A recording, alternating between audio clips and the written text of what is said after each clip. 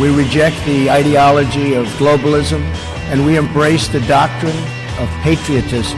Not only will this tax plan pay for itself, but it will pay down debt. There are moral and legal obligation questions that I think we'll have to wrestle with as a society. When we as people go wobbly on the truth, we go wobbly on America. All you have to do is look at the numbers, look at what we've done. And this is only the beginning.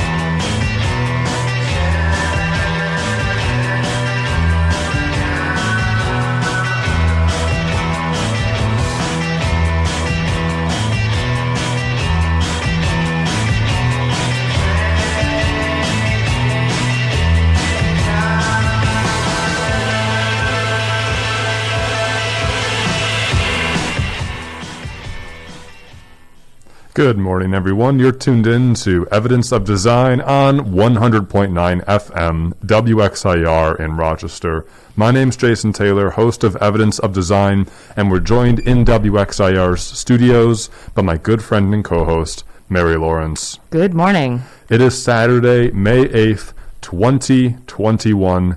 Thank you for tuning in to your local, independent, grassroots radio station. On Evidence of Design, our show, we critique income and wealth inequality. We think there is way too much economic inequality in society, and it is the root, we believe, of so many of today's social problems. One of those in particular that we'll talk about today is our increased political polarization and susceptibility to disinformation and misinformation.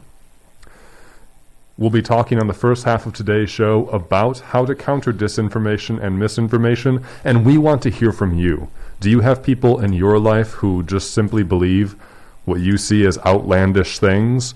Are you worried about what you see in the news or different stories around people's belief in just really seemingly weird stuff or lack of belief in the facts? What do you think we should do about that? Are you concerned about social media and echo chambers? We, again, want to hear from you. You can participate in a number of ways throughout today's show. 585-219-8889 is one way. You can call in live. That's 585-219-8889. You can also go ahead and tune in to our Facebook or Twitter pages at Radio EOD. That's Radio EOD. You'll find us on Facebook and Twitter. Mary, are we able to live stream on Facebook at this point? Not at the moment. All right, so we're trying to live stream on Facebook. You can find us, hopefully in a bit. We'll announce if we're able to do that at Radio EOD on Facebook. Otherwise, you can comment with us there. So for the bulk of today's show, we're talking about misinformation and disinformation.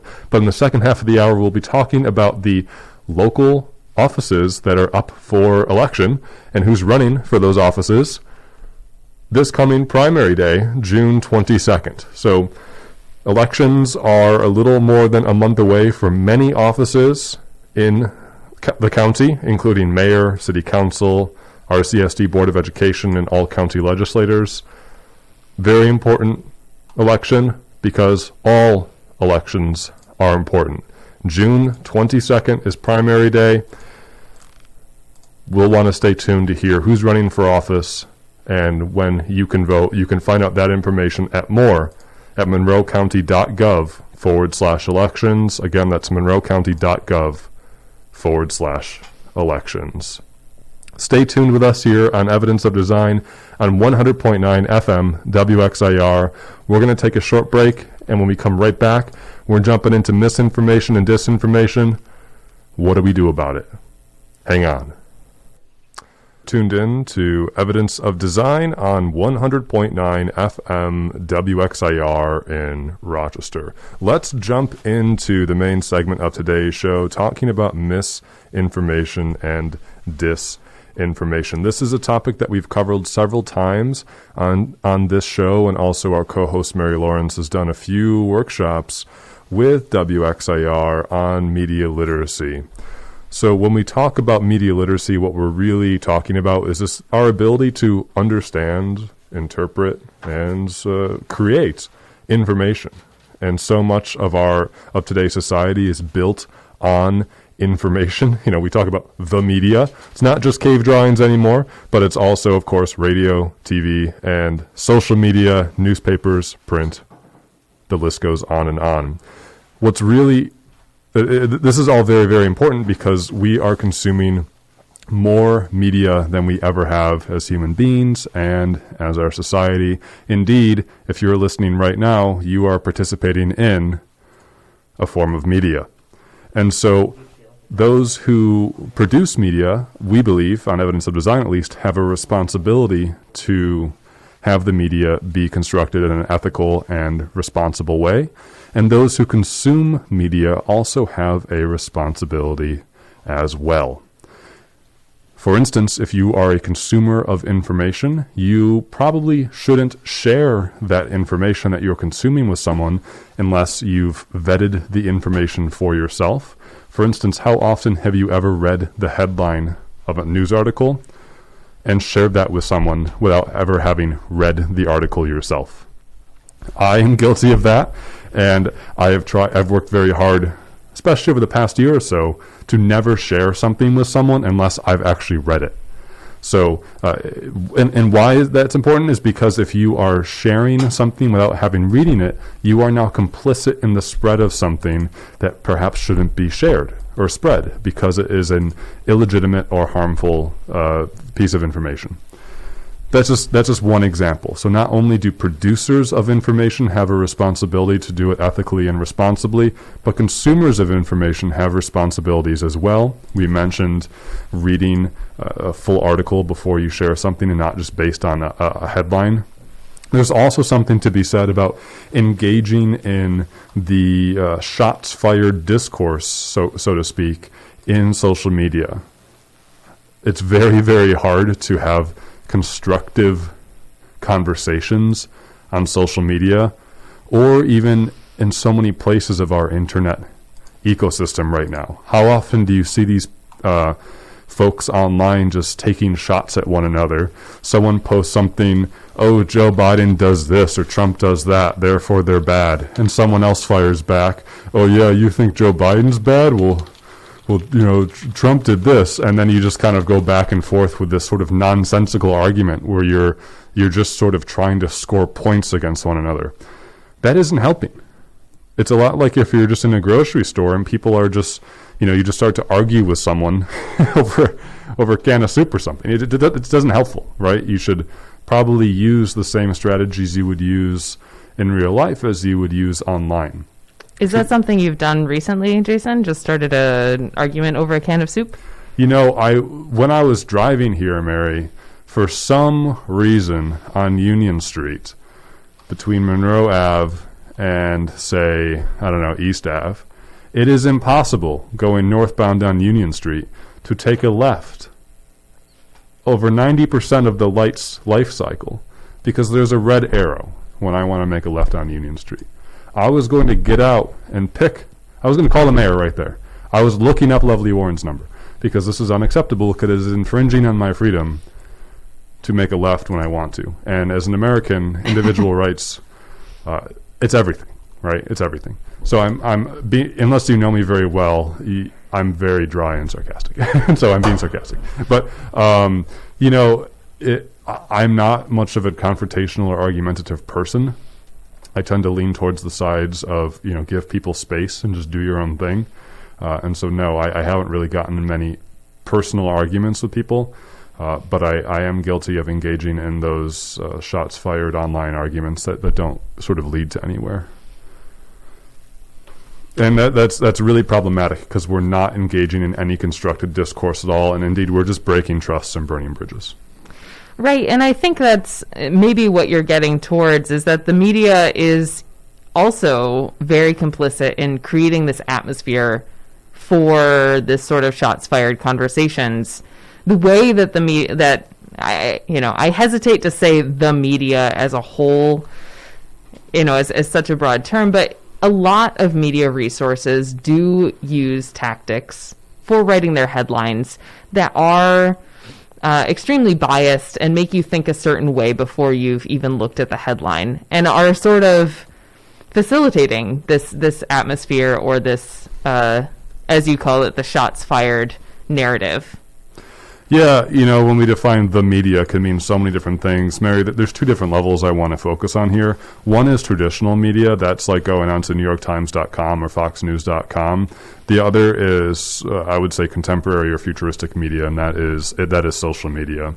In terms of traditional media, New York Times, Fox News, the critiques of media have been around as long as media has been around, and I think that sort of more traditional media literacy skills are really helpful when it comes to traditional forms of media. And when we talk about traditional media literacy skills, we're talking about, like, when you read a headline, what does it make you think? Does it make you think or does it make you feel? If it makes you feel, you should be wary, because it's probably trying to elicit an emotional reaction in you to get you all fired up and riled up and turn on your lizard brain, as opposed to your prefrontal cortex brain that is able to analyze information in a more rational manner. But I like my lizard brain.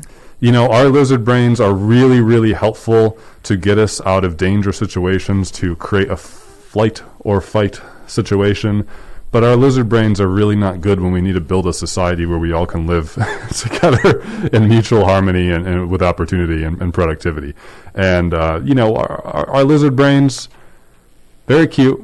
Maybe they'll eventually evolve from Charmanders into Charizards, but until then, we should probably use our more of a rational prefrontal cortex brain when consuming news and information, as opposed to our lizard brains. Right. Or at least be able to understand when our lizard brain is kicking in and how to kind of break that down. Right.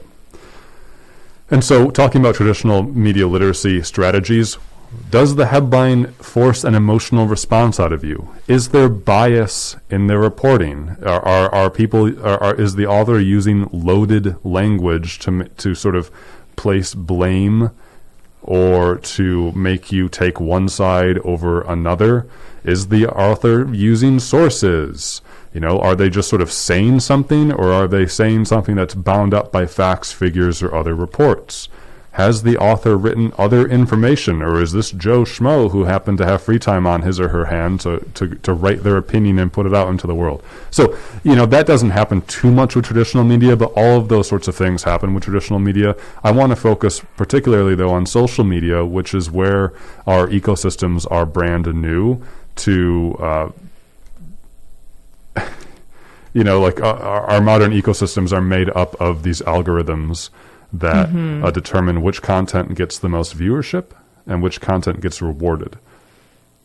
And oftentimes with social media, our lizard brains kick into play, and we reward the content that is the most viral, the things that make our lizard brain the most happy, gives it the strongest hit. And you see that with the shots fired type conversations online, where, oh, that was a really good zinger, or what an awesome meme, and you reward that content.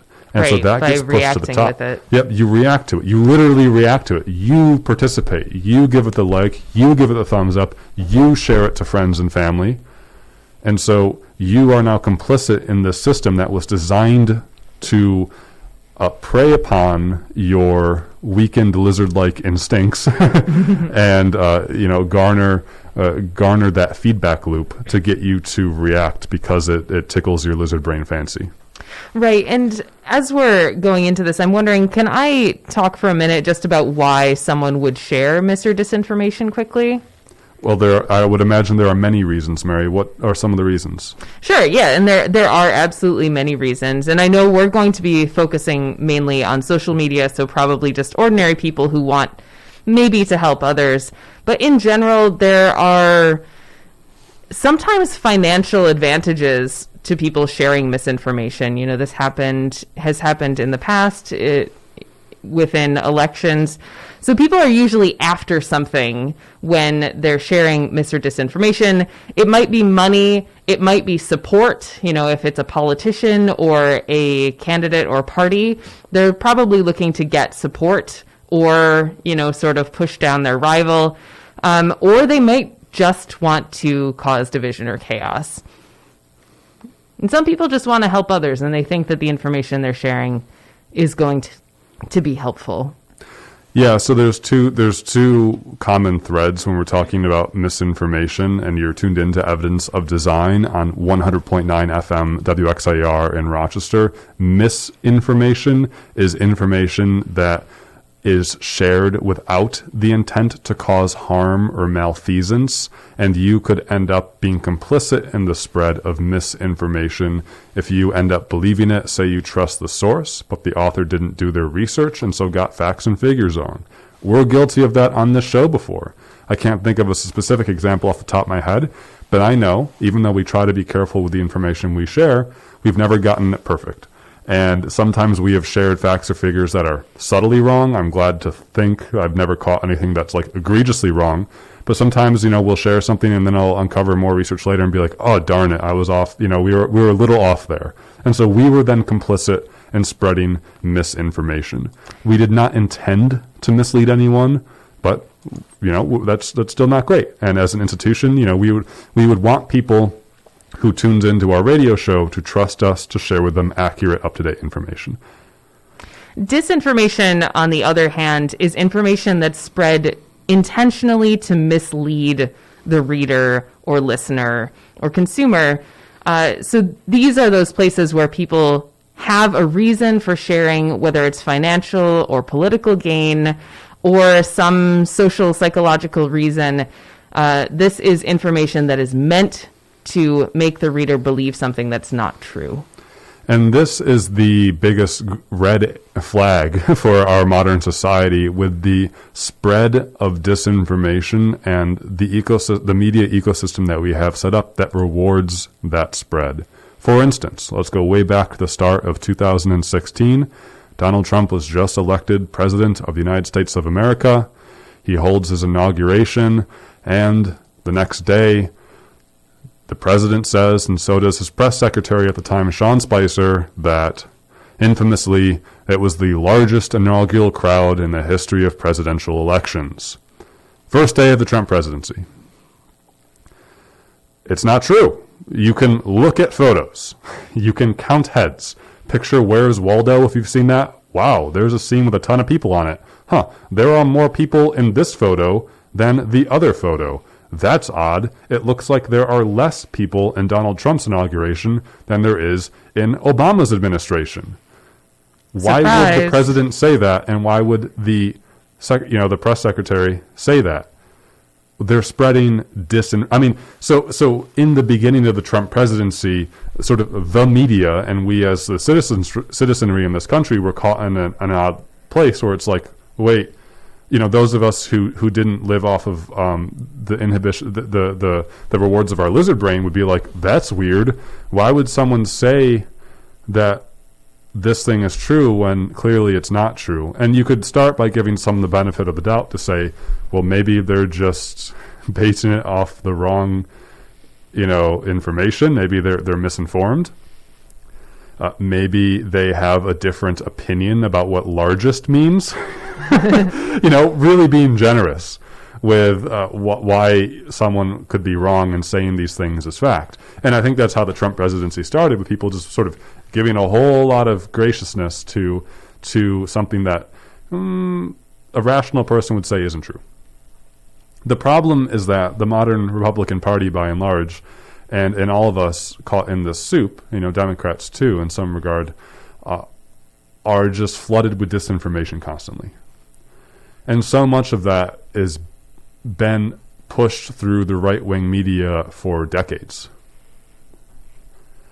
And it's gotten worse and worse, where now the modern Republican Party, in the latest polls, 70% of Republicans think that Joe Biden did not legitimately win the 2020 general election.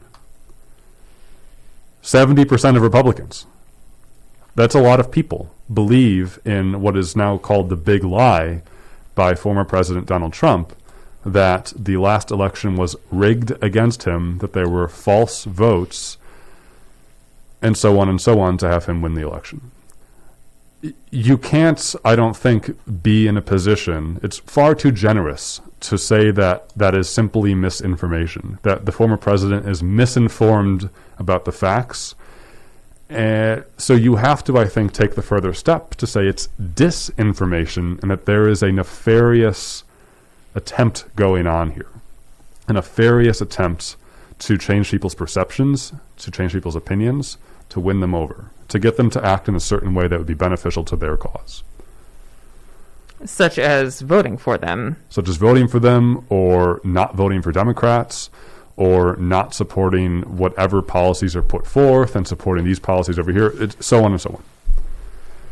And that, I think, is not how we get to a place, too, where so many Americans think that coronavirus was manufactured in a Chinese lab as a weapon. It's how we get to a place where so many Americans believe that there is a deep state with pedophiles and child sex trafficking. It's an entire system that has been built up by bad actors who shouldn't have the power that they do to spread that misinformation and disinformation. And it's why, in general, I am supportive. And this is counter to many of my liberal, progressive, leftist friends. It's why I'm in generally supportive of the former President Donald Trump's ban on social media. He has not shown himself to be responsible to use those platforms. And so, although I, too, am worried about a private corporation's ability to silence speech, and there are many on the left who are citing examples, many lesser-known leftists who are citing examples of them getting so-called shadow banned. That's where they are banned without any apparent reason from social media companies like Facebook, Instagram, Twitter, etc. They are shadow banned by these companies for reasons they don't understand, because apparently there are fears or accusations of censorship of the left. The right says the same thing, right? Even though this isn't true, I don't think, that the right all the time says social media is biased against them. That's the whole Parler thing. That's nonsense. How could you argue that social media is biased against you when primarily the reason Donald Trump was elected is because of social media? And that was his biggest tool to spread disinformation. So that argument doesn't win me any thumbs up for them. It is pretty horrifying. And, maybe one thing that would be interesting to touch on is why people all of a sudden, or it seems all of a sudden, are gravitating towards these ideas and conspiracy theories that seem to us as rational and educated human beings seem to be so far-fetched, right? I don't remember. I mean, I'm sure that there have been conspiracy theories our entire lives, and thinking about things like Area 51 or UFOs, talking about aliens. But as a child, those are the conspiracy theories that I remember hearing about that were more prevalent. And it was really not an extremely common thing, or people kind of laughed about it. Whereas conspiracy theories today are really things that are affecting people's lives in a very, very direct way, such as vaccinations, talking about whether or not it's safe to get a vaccine that is going to save you from a deadly disease, or an election. Is our government reliable? And I'm sure there have always been people who've not believed that. I'm sure there definitely have been people who were against vaccines our entire childhood. But what do you think are some elements that sort of brought people into believing these outlandish theories? There are several reasons why I think people are more susceptible today to misinformation and disinformation. The first reason is because our society has been increasingly economically unequal over the past half century. More and more Americans feel economically left behind, while a smaller group of Americans get increasingly greater political and economic power.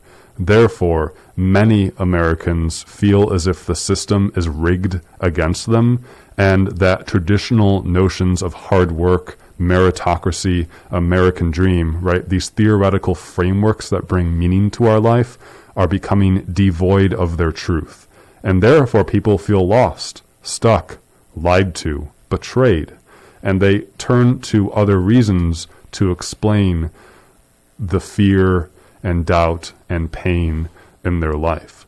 That is one reason, our increasing economic inequality, which causes polarization, lack of trust in institutions, and susceptibility to those selling so-called snake oil and demagoguery. The second reason I would say is the infrastructure of our modern media ecosystem.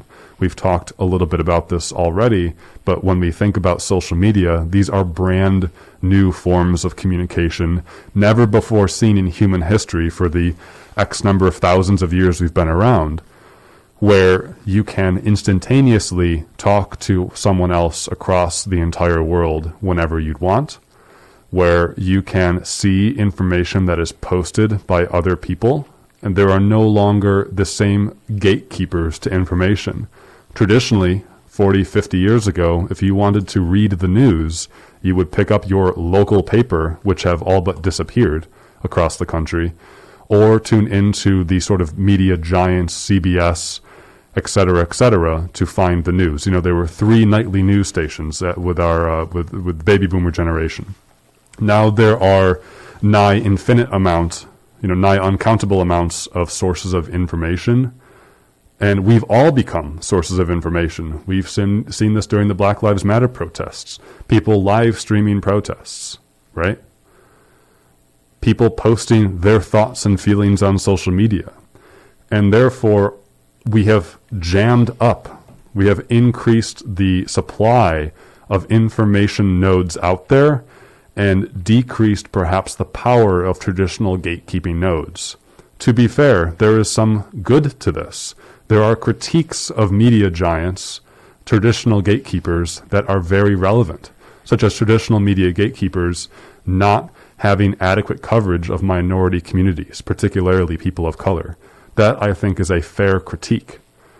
The problem is that as we've lessened the role of gatekeepers, whose job and institution is to, at least ostensibly, spread factual, legitimate information, we've increased the amount of we've clogged up the gears to have so much more information out there. And now when your cousin posts something on Facebook that says Kamala Harris's new biography is being given out to all migrant children on the border, you're like, that's weird. And you'll either be skeptical or angry about that. That would not appear in a traditional news source because it's not true. And so the 2 main reasons, I think, Mary, to the susceptibility for disinformation, one is our institutions have failed many people and has led them to be more questionable about institutions and led them to be more susceptible to those selling snake oil and demagoguery. The other reason is the change in our media ecosystem itself, to change who are the gatekeepers and allow more people to participate, thus thereby clogging up the gears. Does that sound right to you? I think so. I think I'd like to add to that second point, too, that not only have we changed the landscape of media, but, and maybe this is a little bit hopeful looking at the past, but I like to think that at some point in history, the goal of news media was to share news, whereas at least in the United States at this point in our history, for most large media mogul stations, conglomerates, the point is to make money. And so they are churning out article after article. I've recently seen articles that are not well proofread. The grammar is terrible, which suggests to me that they were simply, written and published very fast in order to get something out there, and that helps them to make a profit. It means probably that the journalists are overworked because there aren't enough of them. So I think adding that element of profit is necessary as well. And to be fair, in that example, Mary, of seeing less stellar coverage, you're citing examples of local news sources, correct? Yes. Yes, which are, however, owned by large media moguls. Right. And we cited this a little bit, but local media has been utterly decimated across the country over the past several decades, where, as you're saying, Mary, the increasingly corporate-driven nature of news, which perhaps one could argue shouldn't be profit-driven, it should be a public benefit. Regardless, our capitalist system, of course, its tentacles infiltrate into many aspects of our lives, including the news so-called market. And small news organizations have been either folded because they haven't been profitable, or they've been bought out by larger media conglomerates that increasingly own, greater share. Gannett Media is one such example that has a local tie in history to us. iHeart Media is an example that has infamously just really torn up local radio stations, and it lessens the quality of journalism and information. It lessens the quality, and it gives that company more control over the narrative of what is happening. As you mentioned, there have historically and still are issues of minorities not getting ample coverage, minority communities not being able to see the news of their communities on the news very often. And that is a major issue. Whereas if there is local news, it's more feasible to have a little bit more control over what your local news covers. Yes, absolutely. And in our remaining time, as we talk about misinformation and disinformation on today's episode of Evidence of Design on 100.9 FM WXIR in Rochester, we just want to remind you that you too can participate in this conversation by giving us a call at 585-219-8889 or by staying in touch with us on our social media handles, Radio EOD. Mary, that leads me to wonder, what can we do about these various systemic issues that we've raised that are beyond the ability of any one person to change? Something I've thought about a lot recently is my liberal arts and education background. The liberal arts gets a lot of perhaps negative slack these days about being impractical and unuseful. By the way, that's thanks to the capitalist profitability logic that we would disagree with. However, when it comes to the liberal arts background that I'm lucky enough to have, I have ingrained in me this thing in the back of my mind that is constantly questioning, how do I know what I know? And I'm very thankful to have that. I picture it as, the little devil and little angel on one's shoulder. On one's shoulder. I'm not saying it's either a devil or an angel. I'm not sure which one it is yet, because it can play both roles as it needs to. Well, that's the way I kind of picture it, as this little floating nymph in the back of my mind always asking, well, how do you know that, Jason? How do you know that? And that's because when you're in school, when you're writing an academic paper, you have to constantly cite your sources. If you don't, you write down a fact or a statement that's not sort of a general truth, like the United States was, the United States celebrates 4th of July. It's like, you don't need to cite that, right? We know that.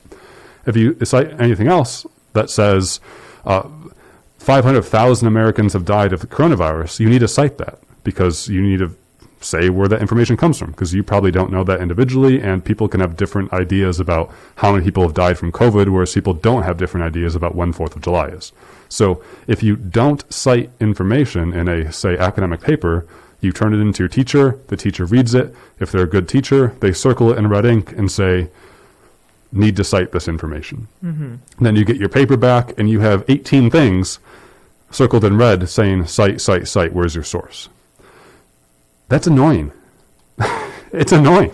But it's also really good, because you, as a good scholar or academic or person who wants to engage in the spread of factual and helpful information with others in his or her society, you need to be able to ensure that you are connected to reliable sources of information. And studying your sources does that. To be sure, it's not a perfect system. For instance, you can read outlandish conspiracy theory ridden, for this example, right-wing media, and have sources in there too, because there are bad actors in all fields. And so you can get people to cite scientists that say climate change isn't real, right? The less than 1% of scientists who say that. So just because you cite something doesn't mean it's true. Oh, great, there's citation, must be factual. No, of course, life is never that easy. But in general, citing sources, that little nymph in the back of your head that says, how do you know what you know, is incredibly important. And I'm happy to have that. It's a never-ending quest to be able to answer, how do you know what you know? It's never-ending. Because how does anyone really know anything? Well, that's when we get into conversations about philosophy and epistemology that are perhaps beyond the scope of our time on the show, but it really gets to the notion of what does it mean to be a human being? I think those are worthwhile arguments, worthwhile time to engage in. Absolutely. But for now, my point in saying all this is to say, I feel very lucky to have this part of me that was taught to me through extensive education to say, well, hold on a second, Jason, how do you know this? And so I go out of my way to find sources and to ensure that I at least feel somewhat confident in knowing what I know. Yeah. Mary, does that make sense to you? It does. Yeah, I think having, I had similar training, and I do feel that that's something that's pretty lacking. And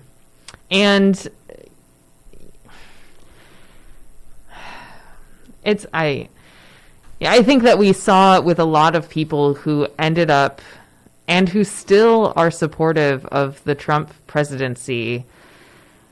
Often, certainly not always, but often it tended to be people who didn't have a solid education growing up. A lot of people who fell prey to these conspiracy theories were people who didn't have this kind of training. And certainly, as I mentioned, there were people who do have this kind of training who still support Trump for maybe the same reasons, maybe other reasons, but not having this training, not having this ability to question or just the immediate response of questioning everything you read or hear makes it very difficult to know where to go next. You might hear something and say, oh, that sounds weird. But if you don't know how to look into it, what are you going to do next? And so this is going to continue to be a problem if our education system, and maybe that's not fair, if people within the system don't have the resources, both within school and outside of school, to be able to get this training. Yeah, education is certainly a helpful tool. I think there's two things to talk about here. One tool is education, another is character, your individual character. To be fair, Mary, I know you're not suggesting this, and neither am I, is that if you are uneducated, you are this. If you are educated, you are that. We're, of course, not saying that. For instance, Ted Cruz is a very well-educated man, at least on paper. He went to Ivy League school. Ted Cruz is a nincompoop, to say it politely, in my opinion. And so just because, you look at the very many conservative senators out there, most of them went to Ivy League schools. So they're supposed to be very well educated, at least on paper, but I would argue they're either misinformed about their opinions on what's best for our society, or they lack character.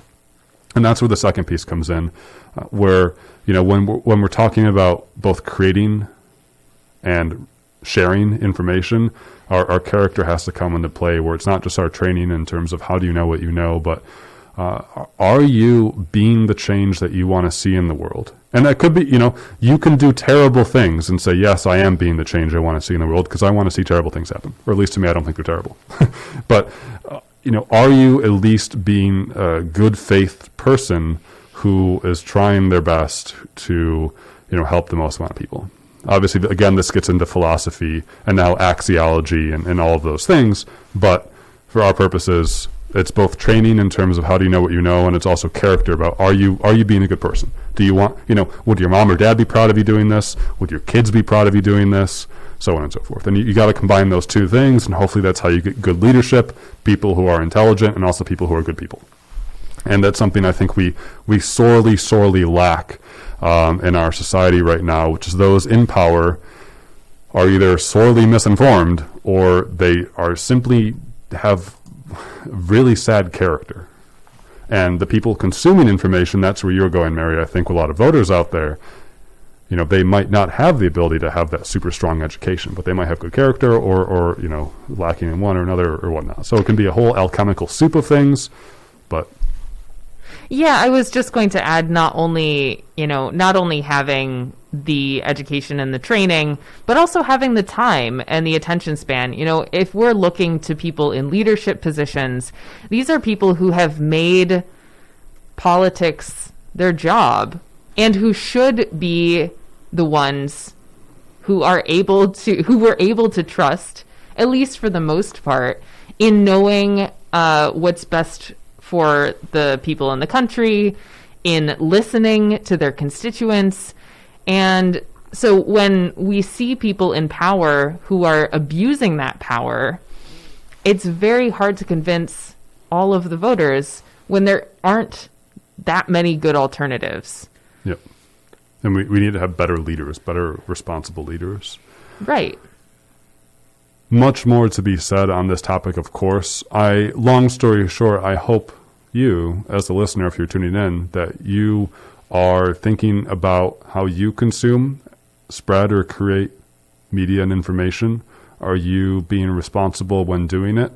And wondering, what barriers do you face in our information ecosystem and what changes do you think should happen? Much more to be talked about here. We'll, of course, revisit it at a later time. For now, thank you for listening to Evidence of Design on 100.9 FM WXIR in Rochester. For the remaining less than 10 minutes of our show, I'd like to transition to focus on local elections that are coming up here in Monroe County, but also, of course, elsewhere around the country. We'll focus just on Monroe County, particularly the city of Rochester. Every year is an election year in some way or another. This year, there are several offices up with seats that are either vacant or have incumbents who need to run for re-election. Those seats include, I'm just going to read a list here, State Supreme Court, County Court, County Sheriff, all 29 county legislators, the Mayor of Rochester, 5 City Council at-large seats, 3 members on the RCSD School Board, and all of the suburbs and townships, different clerks, councils, superintendents, and supervisors there as well. Let's take a quick transition, though, to a caller. Thank you for calling us, 585-219-8889. This is Evidence of Design. You're on the air. What's on your mind? Hi, I just wanted to, it's Jeff from Webster, and I just wanted to mention on the topic of misinformation and disinformation, I don't know if you referred to it, but the New York Times had a recent article on that topic and how people wanting to have a sense of belonging is more important to them than the facts themselves during this era of such great polarization. And the article mentioned how a lot of people were believing, after a New York Post article, that the U.S. government was handing out copies of a children's book by Vice President Kamala Harris at border refugee camps, and also that supposedly President Biden was trying to drive down or force people to stop eating meat. Neither of which things were true, but it was spreading rapidly in multiple media sources, and of course there's people that are going to believe that or cite it for years to come, even though there was no truth to either of those things. Just wanted to mention that New York Times article that was very informative on the same topic. Jeff, thanks for calling in. If there's 2 ways to make me mad as an American, 1, it's to prevent me from turning a left on Union Street. 2, it's making me eat just 1 burger a month. By golly, I am done with that. No, yeah, so I read that article too, Jeff. There's a lot there in terms of misinformation, disinformation, our contemporary media ecosystem, where folks want to feel like they're part of a camp, where folks where folks derive their sense of meaning from that. Maybe because Nietzsche, God is dead, our religious communities are dying. Maybe because, as Robert Putnam wrote in the 2000 book Collapse and Revival of the American Community, that we're doing less and less sort of social things together. Where are all the bowling leagues, right? Maybe because there's something about our culture driven by, as I would argue, economic inequality that is leading to less of a contact between people. Maybe because we are such a segregated society, both class-based, we tend to live near people who have the same incomes as we do, and racially based, where we tend to live near people who look like we do, thanks to redlining and other historical factors. Maybe we're also having disinformation be accelerated in our COVID-19 life, where we literally can't be near people, because we're stuck indoors or away from others. So there are so many factors there that might make us feel like our camp politically is super, super important. I think this has been an intentional effort by the right wing. The Republican Party, in my eyes, doesn't stand for anything anymore. And that's not my opinion. They're not even trying to stand for anything. What is the Republican platform nowadays? It's simply a platform of grievance and culture war. And so that is an intentional strategy by Republicans to get people to feel like they're part of a camp versus another, to bifurcate society in black and white lines, to draw a line in the sand and say you're either on my side or the other side. That's a strategy that they're leading into, and their rhetoric supports that, and lack of policy, actual material policy supports that. So could kind of go on, but I agree with you, Jeff, that for many people, the susceptibility to misinformation, disinformation is about the sense of belonging and identity. For the remainder of our show, though, I'd love to talk about our elections that are coming up. There's a primary election on June 22nd. We were reading through some of the offices that are up. Let's focus on the mayor of Rochester, 5 at-large city council seats, and also 3 seats for the Rochester City School Board. Running for mayor is incumbent Lovely Warren, going against Malik Evans. He's currently, I don't know if he's still on it. Here's where I've risked spreading misinformation. I don't know if he's still on city council. At least he was on city council for a while. He used to be on the school board. So Lovely Warren, Democrat, is running against a challenge by Malik Evans, a Democrat who's also endorsed by the Working Families Party. There are 5 at-large city council seats open, and golly, there are a lot of people running. You can find the full list at monroecounty.gov/elections. I don't even think it's worth, I was going to read the names, but at this point with our time, it's probably not even worth it to read all of the folks who are running for the city council at-large seats. You'll want to look these up. Tons of folks. Get your research out now to figure out who seems, as at least... I'm not telling you this. My formula is who has sort of the character and intelligence and knowledge how to govern, who has the training and background knowledge and intelligence how to govern, and who has the character to be a good person. So, try to figure out which candidates support your needs and hopefully the needs of others too, if that's part of your decision-making process. And there's also 3 folks running for the RCSD Board of Education. Sorry, there's only 3 folks running, or there are 3 seats open? Great point, Mary. Jason's spreading misinformation. There are 3 seats open, many folks running. Okay. And can they also be found at the same location? Mary, such a great character aspect you have, searching for a source. Yes, they can. Everything I'm telling you right now was found this morning at monroecounty.gov/elections. Oh, that's I'm great. simply repeating their information. I'm acting as a steward. I'm not being paid by them. They're not a sponsor.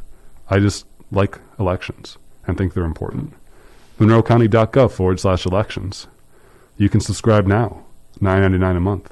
Just kidding. We don't ask you to do that with our elections. They're free and fair, unless you're a Republican.